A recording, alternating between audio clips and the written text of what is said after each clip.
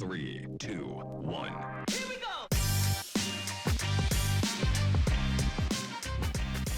Hey, welcome to Combat Chats. I'm John. And I'm Jeff. And this is where we give our views and reactions to the latest news in the mixed martial arts world. Today we're going to basically run with UFC 281 on the top 3 fights. First fight, we're basically going to run off with Dustin Poirier versus Michael Chandler.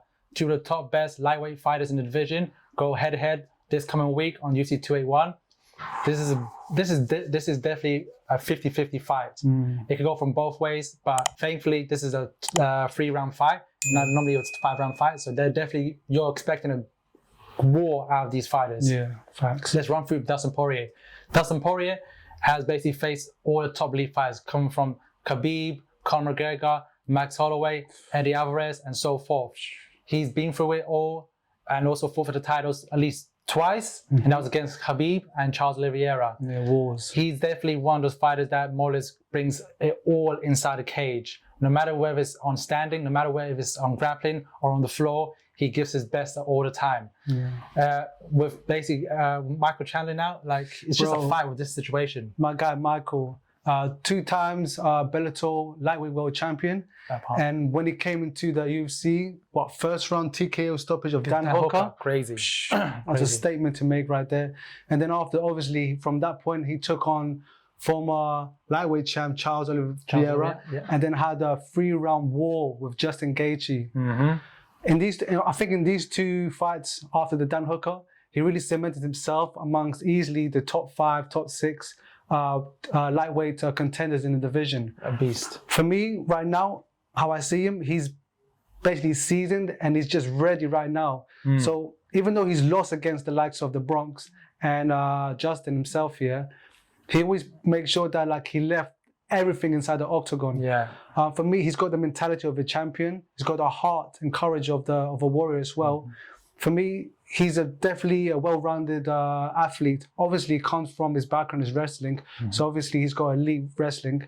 But at the same time, working with Henry Hoof, he's improved his striking over the years, and you can definitely see. He's not flat-footed as he used to be back in the day. He's a little bit more on his toes as well, so he has a little bit of spring. He's got great athleticism as well. He uses that a lot, especially his strength. He uses that, especially when they're on the ground, which I think is going to be super key inside this fight. Again, striking-wise, for me, how I see both these guys, they're both even in my honest opinion. I say 50-50 as well. Fair enough.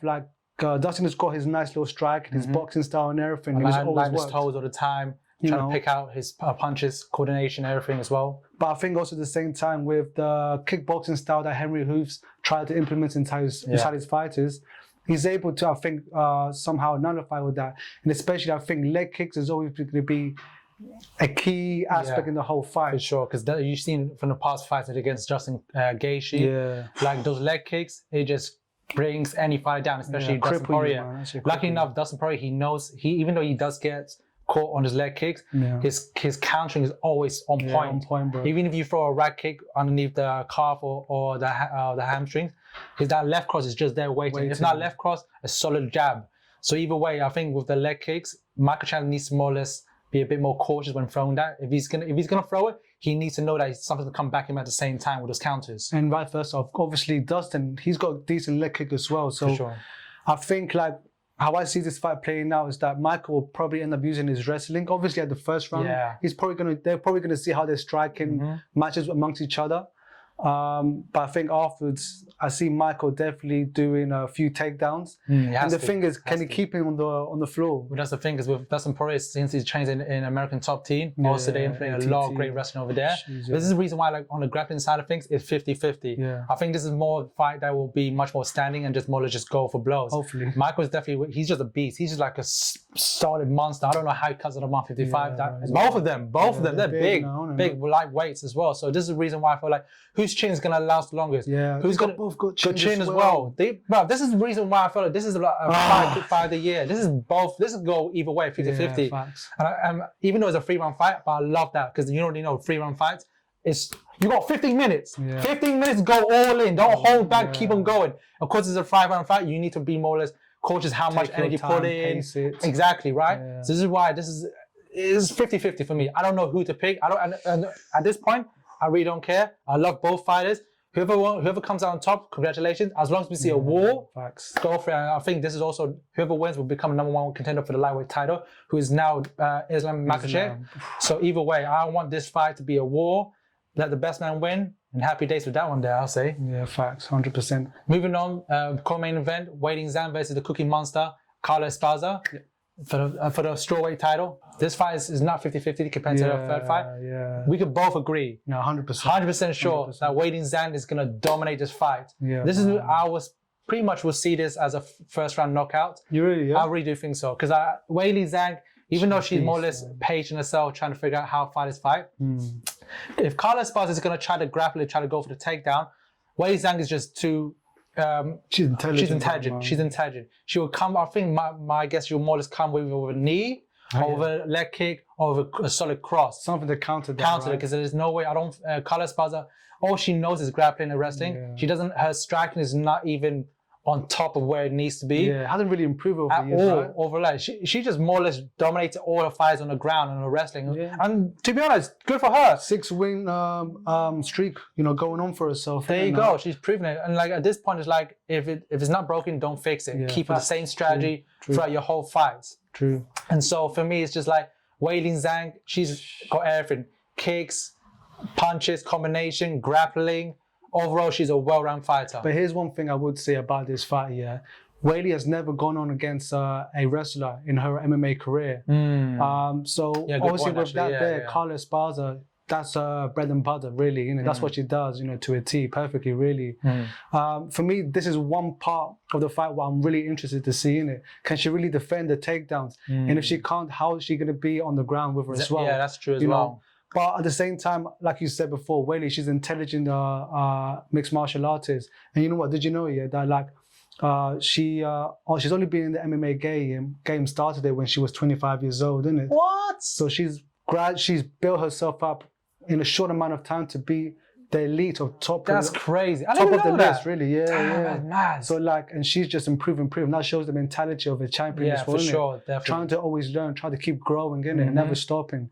Like for me, I agree with you 100% though. I feel like at this point in time, she's the complete mixed martial artist. Absolutely. She has everything in the bag. And the way she throws her combos, her clean, her leg kicks, beautiful striking, she does it with precise about with power behind her. Yeah, but crazy. So menacing with it, man. When she throws, she's doing it with bad intention. Damn right. So I'm not gonna lie, I'm with you as well. I do see this being a finishing. I don't see it being that early. I want to give Carla the benefit of the doubt, but I want to say end up in a third round TKO stoppage, man, in my honest opinion. Fair enough. Yeah, at least we both agree that Weili Zhang will win that. Yeah. Finally, the main event, middleweight title against stylebender Israel Adesanya versus Alex Pereira. Bro. This is gonna be mad. Epic. This is the third fight now. After they had two fights back in the kickboxing. And both of them, Alex Pereira came on top of that. And of course, the infamous knockdown that everyone's been talking about for so long. That's been mean by how many times? I know, right? Crazy. Well, this is so competitive. Like, I don't know where to begin with this situation. Well, let's go with the stylebender champion. Yeah. Ever since he came to UFC, he's been dominating it, killing it, knocking down every single fighter, whether it's Paulo Costa, Derek Bronson, Robert Whittaker, you name it. He's been with all the top elite fighters, and no one has been able to notify his style of kickboxing, elite kickboxing, minus John Bloch when he moved up to light heavyweight. That's fun. That's different. That's a whole different topic on its own. But either way, stylebender, his you know what I really like about stylebender a lot? Is he's more or less trying to trap fighters. Yeah, his feints. His feints. Look, I'll tell you this. You could be great in terms of your combination. You could be long range. You could be perfect in every way. But if you don't implement feints inside your combination, especially in your fights, you're just drawing in more combination at your face. Like you're not making the opponent think, right? Exactly, and this is why stylebender IQ is the top elite. Yeah, and he knows how to feint. Like I said, feint. He knows his dodge. Throw a beautiful combination. His kicks. He's amazing. And it's brilliant at also keeping the distance from the opponent as well, isn't it? Measuring everything, countering as well. That part. And if he needs to really go in for it, like he did with the Gastelum fight. Oh yeah. Like when he knew he had to make it into a dog fight, he'll go into that mindset as well, isn't it? For sure, exactly. Izzy's shown over the years that he's definitely amongst the top 5 pound for pound UFC fighters right now this time. Absolutely. And he deserves it. He deserves it, man. He's a star, a superstar, really, if we're all serious, really. But at the same time, my guy, Pereira, this is the guy. This is what we call the boogeyman. I agree. You know, absolutely. In the whole division. Like you said before in the past, they both fought each other back in the kickboxing days. And obviously Pereira got the win. Yeah, the first one unanimous, and the second one clean knockout. Yeah, well, we see it all in the media, in the social media. Like, again, his strengths. It's his left hook. This is what's been catching all the guys, especially in his last fight against Sean Strickland. There's something about that. Like he just throws it from the bottom and it lands at the top, and so obviously no one can see. No one can no see one sees it. And he never does the same thing twice over and over again. He mixes it up. Yeah. He makes the guys think as well. Yeah, for sure. And plus, at the same time, with his length and his leg kicks as well. The guy is just a monster, bro. Just an absolute monster.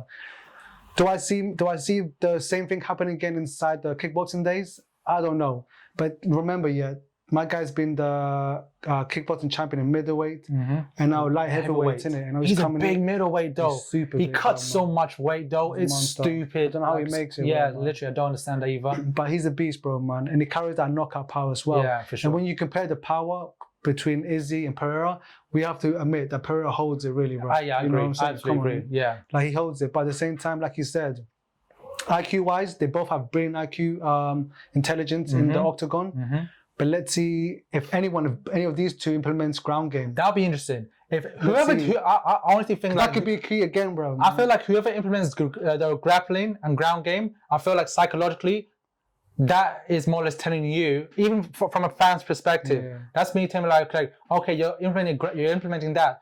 Are you telling me that now that you don't feel confident in terms of the striking game? Yeah. Like stuff like that is behind the scene. It makes you think a lot, not only from a fighter perspective, but also as a fan perspective as well. Yeah. So it's kind of interesting whoever implements. But to be honest, I feel like they both can be like, let's stand in the pocket. Let's stand and bang. Come on now. Like towards the end. I hope so.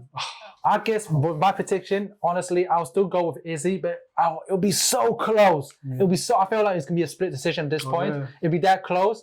Of course, it's gonna be a bloody sport, like blood everywhere, crazy. But it's just like everything, the rivalry, everything. I feel like there was no one in the middleweight division that I think could beat Izzy until Alex came in. When Alex came in, I thought like everyone knew that this guy, he's the only one who actually can stop Stylebender. Yeah. So if Alex does it, bro, congrats on you. But if Izzy comes on top of this, bro, you know there's gonna be a rematch. Yeah. There will be a rematch. Depending how it goes. But let's be honest, like there's a lot of people are gonna be saying like, no, rematch, let a 4 fight happen and so forth. But who knows? You're saying that. For me, I'm going the other way around.